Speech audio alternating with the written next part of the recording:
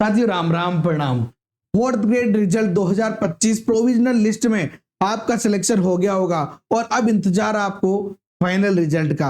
ऐसे में आलोक राज जी ने क्लियर कर दिया है कि भैया रिजल्ट जो है वो कब जारी होगा। रिजल्ट की कंप्लीट जानकारी अपन देखेंगे, कैसे जारी होगा, क्या प्रोसेस रहेगी, कोर्ट का जो मामला इसका क्या फर्क पड़ेगा, वेटिंग रूल है उसका क्या होने वाला है। चलिए कंप्लीट जानकारी इस वीडियो में देखते हैं, अंत तक बने रहिएगा और लाइक तो आप शुरू में ही कर लेंगे। चलिए सबसे पहली बात, फोर्थ ग्रेड रिजल्ट को आलोक राज जी ने क्या कहा।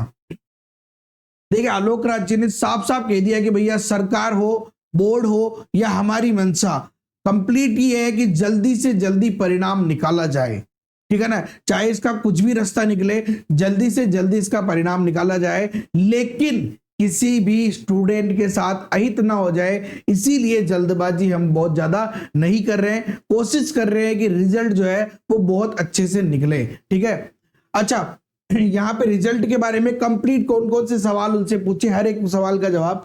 तो कोर्ट का क्या मामला है, पहले तो कोर्ट का मामला जो है कि भैया pH category, window category, sportsman category, जहां पे मेरिट लगभग 0.003 या माइनस में गई है, उन स्टूडेंट्स के लिए कोर्ट ने कहा है भाई मिनिमम क्राइटेरिया फिक्स करो।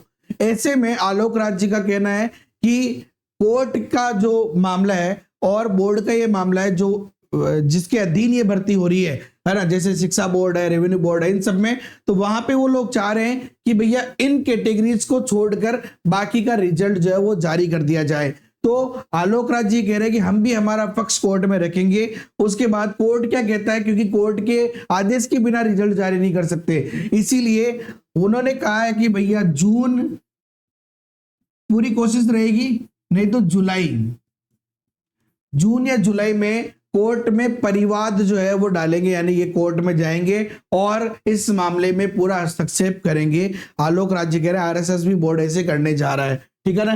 कैसे जारी होगा रिजल्ट, इसके बाद में सिंपल सी बात है, जैसे हरी झंडी मिलती है उसके बाद में रिजल्ट एक बार में जारी नहीं होगा। आलोक राज जी ने कहा है कि रिजल्ट जो है वो मिनिमम या तो 2 नहीं तो 3 टुकड़ों में जारी किया जाएगा, क्योंकि बहुत बड़ा रिजल्ट है, तो किसी भी स्टूडेंट के साथ हानि ना हो, किसी को उल्टा सीधा जिला ना मिले, इसीलिए 3 टुकड़ों में ये रिजल्ट जारी किया जा सकता है। उन्होंने कहा कि कोशिश हमारी 2 टुकड़ों की रहेगी, नहीं तो 3 टुकड़ों में ये रिजल्ट जो है वो जारी किया जाएगा। कब जारी होगा, तो अब देखो कब जारी होगा उसका जो आंसर हमें यहां से मिल रहा है कि उन्होंने कहा है कि देखो हम पहले कोर्ट में परिवाद डालेंगे, जैसे कोर्ट से हरी झंडी मिलती है कि भैया पीएच कैटेगरी, स्पोर्ट्समैन कैटेगरी के छोड़कर बाकी का करा दो, हैंडीकैप्ड को छोड़ के बाकी का करा दो, तो बाकी का रिजल्ट तो वो बहुत जल्दी निकाल देंगे, लगभग तैयार है। और अगर वो कहे कि साथ में निकालो तो फिर उसमें थोड़ा सा टाइम लगेगा, यानी कि जून में रिजल्ट नहीं आने वाला, ये तो कंफर्म है। तो रिजल्ट आपका अगर जून में परिवाद डालते हैं और कोर्ट से हरी झंडी मिल जाती है तो जुलाई में आ जाएगा, और जुलाई में परिवाद डालते हैं और हरी झंडी मिल जाती है तो अगस्त में आ जाएगा। तो जुलाई अगस्त में आपका परिणाम आने की संभावना है। आरएसएस भी बोर्ड की कोशिश है, सरकार की भी कोशिश है कि परिणाम जो है वो जल्दी जारी किया जाए, तो परिणाम जुलाई या अगस्त में जारी हो सकता है, संभावना है। 1 वर्ष वेटिंग रूल का क्या होगा, देखिए 1 वर्ष वेटिंग रूल के लिए सरकार की तरफ से, राज्य सरकार की तरफ से जो है ये 4 जून को परिपत्र जारी हुआ है। कंप्लीटली आप इसे समझ सकते हैं, क्या ये 4th ग्रेड में भी लागू होगा, हमें ये समझना है।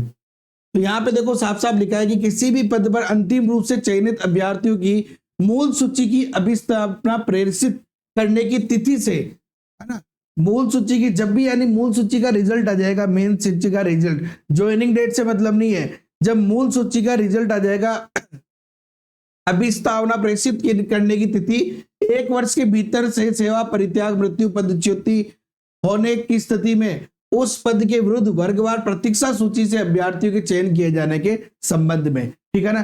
तो जब भी रिजल्ट आएंगे आगे से या जब भी कुछ भी होगा तो ये अभिस्थापना प्रेषित करने की जो तिथि है वो भी दी जाएगी। सेवा नियमों में सीधी भर्ती के चयन जो भी मतलब 1 साल तक, तो आरक्षित सूची उसी प्रकार से बनाई जाएगी, यानी कि वेटिंग लिस्ट भी बनाई जाएगी कि 1 साल तक कोई भी अगर किसी भी कारण जॉब छोड़ देता है तो नौकरी उससे नेक्स्ट वाले बंदे को मिल जाएगी। अंतिम रूप से चयनित अभ्यर्थियों की मूल सूची की अभिस्थापना प्रेषित करने की तिथि से 1 वर्ष के भीतर सेवा से परित्याग वाला यह मामला है। और अब देखो क्या कहा जा रहा है, अतः सभी नियुक्ति प्राधिकारियों को निर्देशित किया जाता है आगे से आरक्षित सूची का प्रवर्तन उक्त निर्देशों के अनुसार सुनिश्चित करावे, किंतु ऐसे प्रकरण जो उक्त स्पष्टीकरण से पूर्व निस्तारित हो चुके हैं पुनः नहीं खोला जावे। यानी कि अब देखो यहाँ पे दो चीजें निकलती है। क्या चीजें निकलती है? यहाँ पे ये भी माना जा सकता है कि नई भर्ती का मामला है, और यह भी माना जा सकता है कि भैया जिनका रिजल्ट नहीं आया, लेकिन यहाँ पे कार्मिक विभाग ने इसको लेकर स्पष्ट नहीं किया है, ठीक है ना, स्पष्ट नहीं किया है। तो अगर ये अभी रिजल्ट जारी नहीं हुआ जिसको लेकर है, जब तो अपने लिए बहुत बेनिफिट है कि 4th ग्रेड में और भी स्टूडेंट को मौका मिल जाएगा।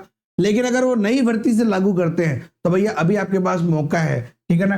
4th ग्रेड का जो रिजल्ट है वो भी आया नहीं है, तो आप लोग अपनी तरफ से प्रयास कर सकते हैं कि 4th ग्रेड और अदर जो भर्ती प्रक्रिया चल रही है, जिनका भी रिजल्ट नहीं आया, जिनमें भी ज्वाइनिंग नहीं है, उन सब में इस रिजल्ट को आप इस 1 ईयर वेटिंग रूल को आप लागू करवा सकते हो। और इसको लेकर बहुत सारे स्टूडेंट्स काम भी कर रहे हैं, उनसे आप जुड़ सकते हो। टेलीग्राम ग्रुप और व्हाट्सएप ग्रुप में उस वेटिंग ग्रुप वाले का मैंने जो ग्रुप है उसका लिंक दे रखा है, वहां से आप ज्वाइन कर सकते हो।